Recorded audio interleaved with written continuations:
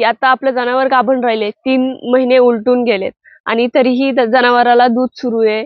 त्या गर्भाची हळू-हळू वाढ होते. तर 6 महिन्यापर्यंत नॉर्मल वाढ सुरू असते त्या गर्भाची आणि त्याच्यानंतर 6 महिन्यानंतर ह्या गर्भाची झपाट्याने वाढ व्हायला सुरुवात होते आणि अशा वेळी या म्हशीला आणि त्या वासराला सुद्धा जास्त पोषणाची गरज असते. 6 महिन्यापर्यंत किंवा 7 महिन्यापर्यंत तर आपलं जनावर दूधच देत असणार आहे. तर आपल्याला 7 महिन्यांनी किंवा 7 महिन्याच्या सुरुवातीला 7वा महिना एकदा सुरू झाला, की आपल्या म्हशीला, गाईला आटवायला सुरुवात करायची. जेणेकरून जास्तीत जास्त पोषण हे बाळाला भेटेल आणि पुढच्या वित्ताला म्हणजे आता जर आपण लवकर जनावराला आठवलं म्हणजे 7व्या महिन्यात खूप जास्त लेट होऊ दिलं नाही, तर पुढच्या वित्तामध्ये जी गाय म्हैस असणार आहे तिचं आरोग्य चांगलं राहील, दुधाचं उत्पन्न वाढलेलं दिसेल. शिवाय तो जो गर्भ असणार आहे, ते जे वासरू असणार आहे त्याची सुद्धा वाढ व्यवस्थित होईल.